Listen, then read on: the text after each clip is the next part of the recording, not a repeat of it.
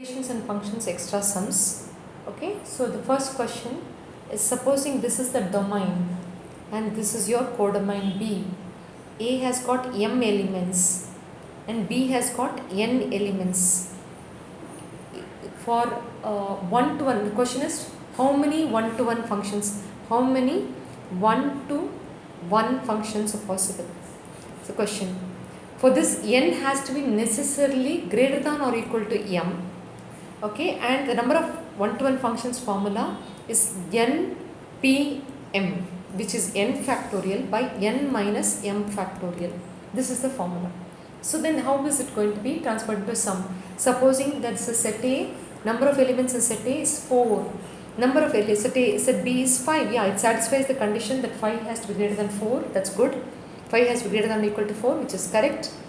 And now apply it in the formula, which is npm. This is what is called n and this is what is called m, and so it's 5p4 is 5 factorial by 5 minus 4 factorial, which itself is 5 factorial by 1 factorial, which is 5 into 4 into 3 into 2 into 1, which will get you 120. So there are 120 one-to-one functions are possible. So let's go to next question. The second question is the number of one-to-one functions, the number of one-to-one function for set A, which is equal to 4, 8, 12 and 16. Okay, so for A to B is 5, they have given 5040, they have given the number of one-to-one function. And set A's elements is m, set B's elements you don't know, the whole purpose is to find n. And number of one-to-one function for which n has to be greater than or equal to m, and to find n, it's npm itself is 5040, it's n factorial by n minus m factorial itself is 5040, and that the A has got 1 2 3 4, so m itself is 4, so n factorial by n minus 4 factorial itself is 5040, which is n into n minus 1 into n minus 2 into n minus 3 into n minus 4 factorial by n minus 4 factorial, where this and this will get cancelled. This itself is 5040. So you should factorize 5040 and write it as 1, 2, 3, 4, exactly 4 multiples. Okay, 10, if you divide it, you will get 504. Then 9, you factorize it, you get a 56. And 8, you factorize, it has to be a consecutive number. So 10 into 9 into 8 into 7. So this can be written as n into n minus 1 into n minus 2 into n minus 3 itself is 10 into 9 into 8 into 7. So therefore n has to be equal to 10. If n minus 1 is 9, it's still 10. So look at the trick. That's the trick, and so then therefore you know that n has to be equal to, or n of B is the question, which is equal to 10 elements. So let's go to next question. The next question is third, number of possible functions from A to B. Number of possible functions, not one-to-one and on-to or nothing like that. Possible functions means everything. You have to remember the number of possible functions from A to B.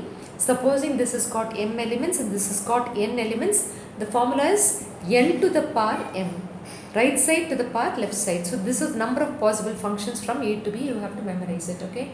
So the next question is, let's go to the fourth question. The number of relations. So this number of possible functions, that's a question. I hope you understood. Number of relations. Number of relations. Last year you studied relations from A to B. Normally it's 2 to the power mn, but it can also be 2 to the power mn minus 1 if you are not supposed to include a non-empty relation.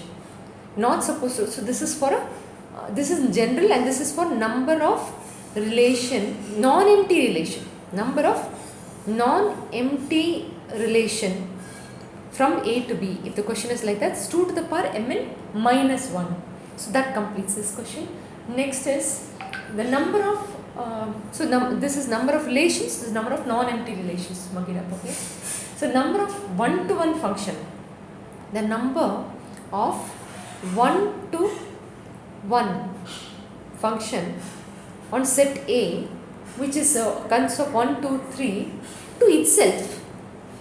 Okay, which means A is being related to A only, and both of them are having 3, which means m is also 3, n is also 3.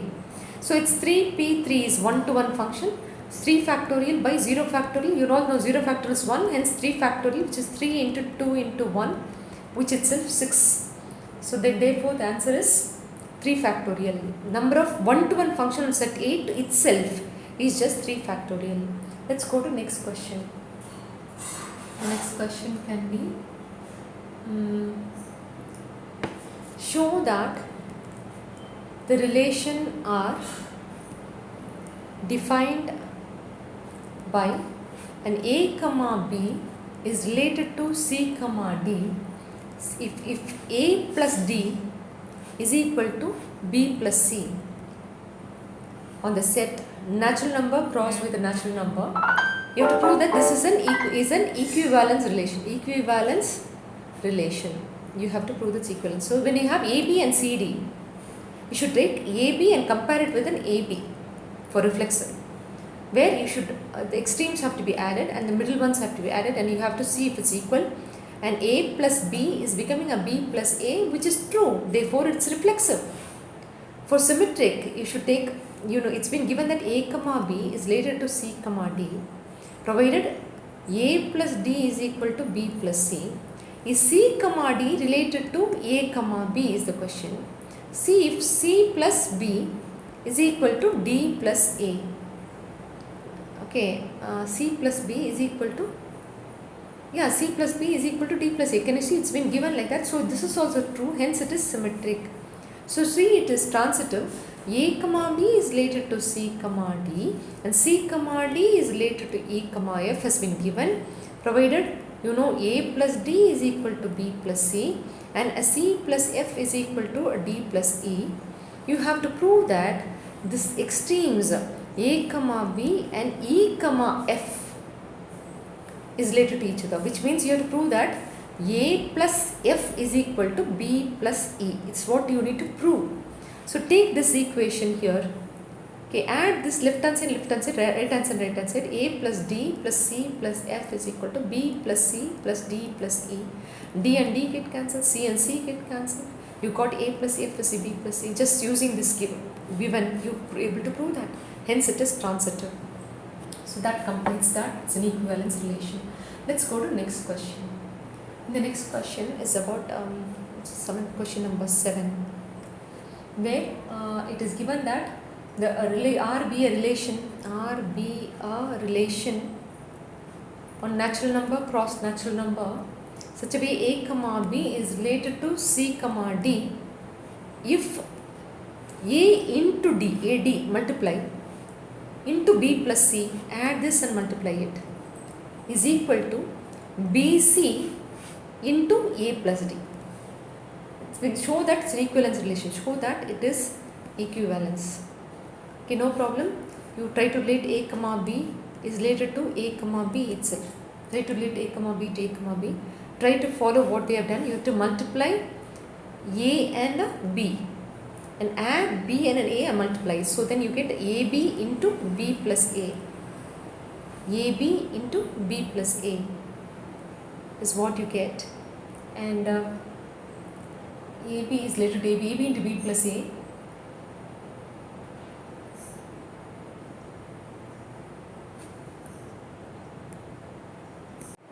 So you got this as answer. Let's do this right side, which is equal to B into C, which is actually here B into A plus D, which is addition of these two, which will be A plus B. You still get the left hand side, right hand side to be the same. Therefore, it's reflexive. Next, let's see if it's symmetric. Symmetric, what is the condition? A comma B is related to C comma D, provided AD into B plus C is equal to BC into A plus D. Write CD is related to AB and try to do the same thing where A and D has to be multiplied. So here C and B is multiplied. CB and AD multiplication is nothing but CB into D plus A is equal to, what should you do on the right side? You have to BC, the middle one has to be multiplied, which is DA into C plus B, and you get the same LHS and RHS, hence it's symmetric. For transitivity, AB is related to CD and a CD is related to EF. Okay, prove that AB is related to EF. So you know, in this you have to multiply AD and write a B plus C is equal to BC into A plus D. You wrote this for his. Here it's CF into D plus E is equal to CF into D plus E is equal to DE into C plus F. So you've done this also. So you have to use this to find this. What is the proof? You have to prove that AF into B plus E is equal to BE into A plus F. That's what you need to prove. This becomes to prove. Right hand side. So you take this, and what you do is this equation 1 and this equation 2, you take it and divide it by ABCD. Divide by ABCD. Here you divide by CDEF throughout both the sides. So what will happen? It will become B plus C by BC is equal to A plus D by AD. This will become D plus E by DE is equal to C plus F by CF. This can be written as 1 by V plus 1 by C is equal to 1 by A plus 1 by D. This is 1 by D plus 1 by E is equal to 1 by C plus 1 by F. So now what you do, you take this left hand side and this left hand side and add, and this right hand side and this right hand side and add. 1 by V plus 1 by C plus 1 by D plus 1 by E is equal to 1 by A plus 1 by D plus 1 by C plus 1 by F. 1 by C, 1 by C cancel, 1 by D, 1 by D cancel. So thus you got, if you take an LCM here, it BE into B plus E is equal to an AF into F plus A or A plus F, whatever. So you cross multiply AF into B plus E, whatever you wanted you will have. Hence it is transitive. Very, very important question. Okay, so the next, let's go to the next question.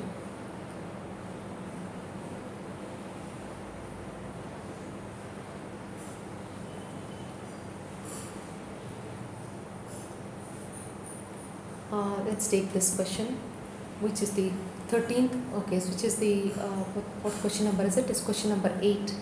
Question number 8. Let A is equal to A comma B comma C.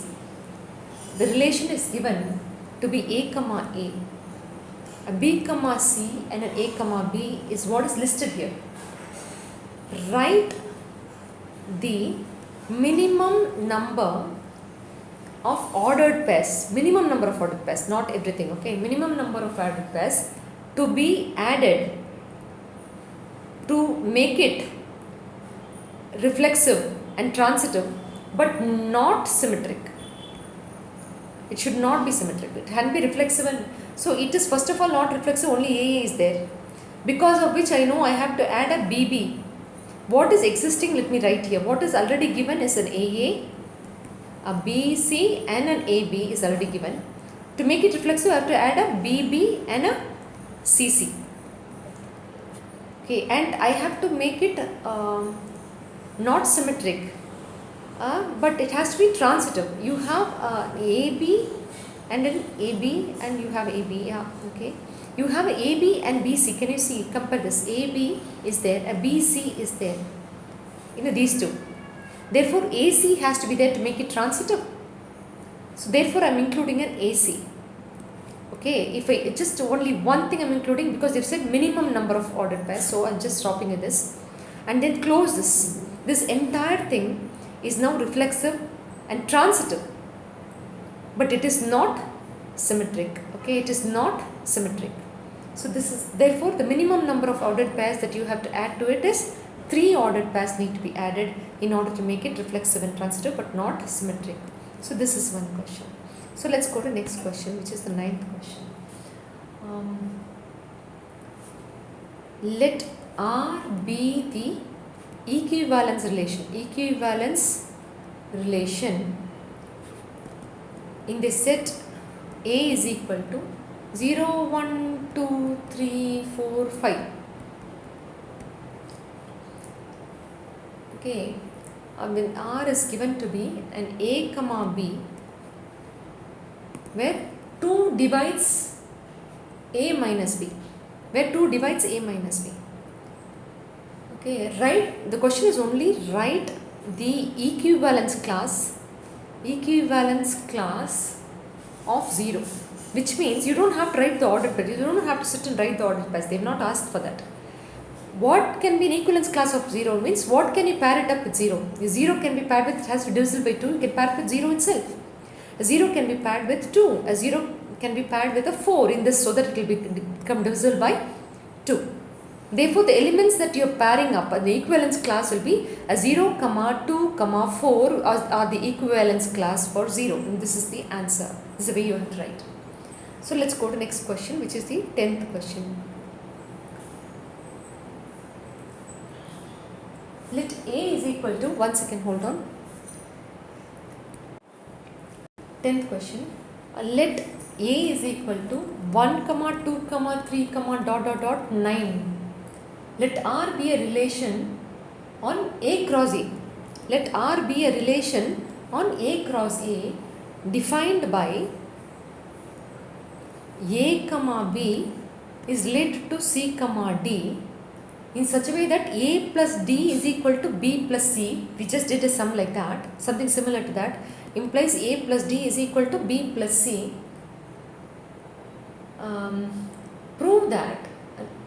Prove its equivalence we already did. Okay, we don't have to do it, we just did it. But the question is obtain the equivalence class for 2, 5. Supposing you have a 2, 5, what can you pair it up with related to in such a way that it will meet this A plus D is equal to B plus C from the set 1, 2, 3 till 9. Just write a 1 here. A 5 plus 1 is 6. Therefore, a 2 plus 4 will be 6. Write a 2, 5 again. Write a 2 here. A 5 plus 2 is 7. A 2 plus 5 will be 7. Write a 2, 5 here. You write a 3 here. A 5 plus 3 is 8. A 2 plus 6 is what is 8. Write a 2, 5 again here. Write a 4 here. A 5 plus 4 is 9. A 2 plus 7 is what is going to get you a 9. 2, 5 here. Write a 5 here. A 5 plus 5 will be 10. A 2 plus 8 will be 10. So then write a 2, 5 here. Write a 6 here. A 5 plus 6 is 11. So 5 plus 6 is 11. So 2 plus 9 is 11. So 6, 9. You are listing only till 9. So I don't think you can write anything more. So you're going to write a 7 here. This will become a 12. We don't even have a 12 here. Okay, but number, not about that. Okay, you're writing a 10 here. It's exceeding the given set. So that's all. So therefore, the equivalence class are, just put a bracket, right? 1, 4, a 2, 5, a 3, 6, a 4, 7, a 5, 8, and a 6, 9. Thus it has got 6 equivalence class, and this is the way you have to answer this question. So let's go to next question, which is sum number 11. It's called f of x is equal to x by 1 plus mod x. 1 plus mod x. Where x is an element of R, you have to prove that it's 1 to 1. It's 1 to 1 and on to. You have to prove both 1 to 1 and on to. You know, when mod x is there, it will become x by 1 minus x. The mod x will become minus x, or a mod x can become plus x. When x is less than 0, this will happen. When x is greater than or equal to 0, this will happen, correct? So then different conditions, you have two different formulas. So let's check if it's going to be 1 to 1 for this separately. According to that, I have taught you for 1 to 1, let it be f of x1 is equal to f of x2. Let f of x1 be f of x2. x1 by 1 minus x1 is equal to x2 by 1 minus x2. Cross multiplying x1 minus x1 x2 is equal to x2 minus x1 x2. So x1 is equal to x2 shows that it's definitely 1 to 1. Okay, to prove this also, for this also, let f of x1 be equal to f of x2. So x1 by 1 plus x1 is equal to x2 by 1 plus x2. Cross multiplying x1 plus x1 x2 is equal to x2 plus x1 x2. So x1 is equal to x2. So for both of this, you're getting it to be definitely 1 to 1. Will it be on to? To prove it's on to, the condition for proving it to be on to is f of x should be equal to y, or f inverse of y is equal to x. The inverse portion is not there. So let's stick to f of x is equal to y and prove this. Okay, take the question and write it as, take one of these questions on the right side, left side. Y is equal to x by 1 minus x. Okay, then cross multiply y minus yx is equal to x. Consolidate what is x. x plus yx and write x into 1 plus y is equal to y. X is equal to y by 1 plus y, where y should not be equal to minus 1. Y should not be equal to minus 1. And x is an element of R. It's been given that x is an element of all real numbers. And they are not talking anything about y here. But you know that y cannot be minus 1. In this question, they have not specified y is an element of R. If they had specified in this question that y is also an element of R, then we are going to get into trouble, because you know the minus 1 will not have a pre-image in that case. Hence it is not onto. We can straight away write that, because y cannot be minus 1.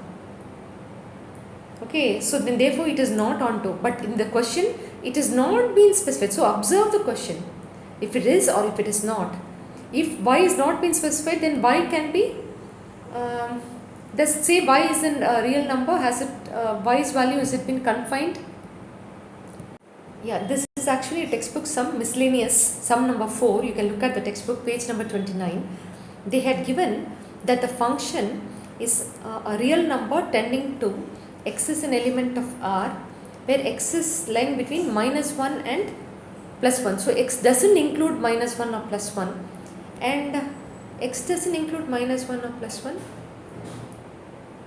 This is what they are saying. They have not specified that. They had not specified about y, about how the range has to be in the sum. Therefore, if it's a real number, then y is equal to minus 1. The minus 1 will not have a pre-image.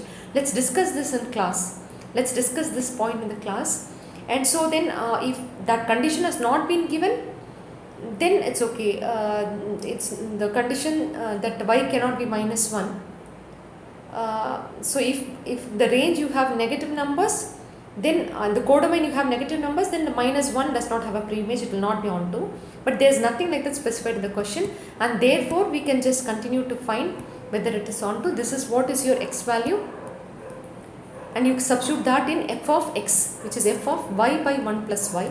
And you know f of x itself is, what is f of x itself is, in this case it's x by 1 minus x. So x by 1 minus x. So y by 1 plus y by 1 plus y minus y by 1 plus y, so you get y, and you got f of x to be equal to y, and that's how you prove it's to be onto. But that again you must be very careful in observing what it is. Okay, so then that's one question which is important, but let's discuss this in the class. Okay, next is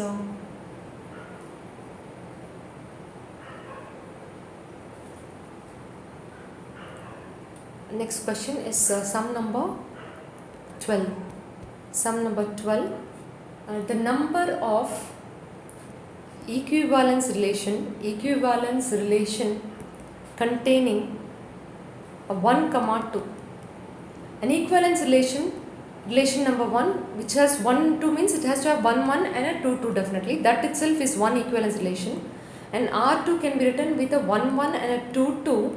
And if you're going to include a 1, 2, you have to write a 2, 1. So then therefore there can be two equivalence relations which can be written with the ordered pair 1, 2. So next question is the 13th question. The number of relations containing 1, 2 and 1, 3 which are reflexive and symmetric but not transitive, should not be transitive. Okay, so I'm trying to write a number of relation. It's not equivalence relation, it has to be reflexive and symmetric but not transitive. Reflexive means a 1, 2 and 3 are there in this, so you have to compulsory write a 1, 1, a 2, 2 and a 3, 3 for reflexive. Then it has to be symmetric and it has to necessarily consist of 1, 2 and a 1, 3, and therefore I have to write, to make it symmetric, I have to write a 2, 1 and also a 3, 1. Okay, I also have to write each and every element, a 3, 1. So this makes it a reflexive, symmetric Is it making it transitive? It's not. A 2 1 and a 1 3, a 2 3 is not there, so luckily it's not transitive. So you understood how to write it. A 2 comma 1 is there, a 1 comma 3 is there, which implies 2 comma 3 is not an element of R, therefore it's not transitive. Okay, super. So then this is the only way you can write it, that it is possible to write only one relation. So let's go to next question. Is example, okay, it's an example sum in the textbook, which is example 47. A set A consists of 1, 2, 3 element. It has to necessarily contain a 1 comma 2 and a 2 comma 3, and it has got to be reflexive and transitive, but not symmetric, okay. So then it has to be reflexive, so it has to contain 1 1, 2 2 and a 3 3, and it's but when you write that 1 1 2 2 3 3 and just close it as relationship 1, it's not possible, because it will be reflexive, symmetric and transitive. It cannot be symmetric, so you have to continue. To make it not symmetric, you have to include something, and it have to necessarily have a 1 comma 2 and a 2 comma 3. So if you have to have a 1 comma 2 and a 2 comma 3, but it has to be transitive. So you have a 1 2 and a 2 3, which means I have to include a 1 comma 3 necessarily, which will make it transitive. So that makes it a relationship 1. So list it like this, that will be relationship 1. You can write a relationship 2 with this. Now continue. 1 1, a 2 2, a 3 3. It has necessarily consist of a 1 2 and a 2 3. And obviously you have to write a 1 3 to make it, you have to write a 1 3 to make this transitive.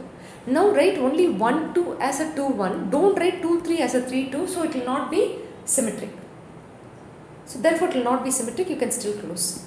So that will be relationship 2. Now you are going to write relationship 3, in which you have a 1 1, a 2 2 and a 3 3. So now you have to compulsorily have a 1 2 and a 2 3 according to the question, and you have to write a 1 3 because it is got to be transitive. Now write only the 2 3 as a 3 2. Don't write 1 2 as a 2 1. So that will make it reflexive and transitive, but it is still not symmetric. Let's see transitivity. 1 3 is there, 3 2 is there, 1 2 is there, yes it's there. So 2 3 is there, 3 2 is there, 2 2 is there. Yeah, that completes. There are three relationship which can be reflexive and transitive but not symmetric. That completes this sum. Okay, and next is I think that is all for this 14 sums you thorough. This will be my video 1. I'll release another video very soon.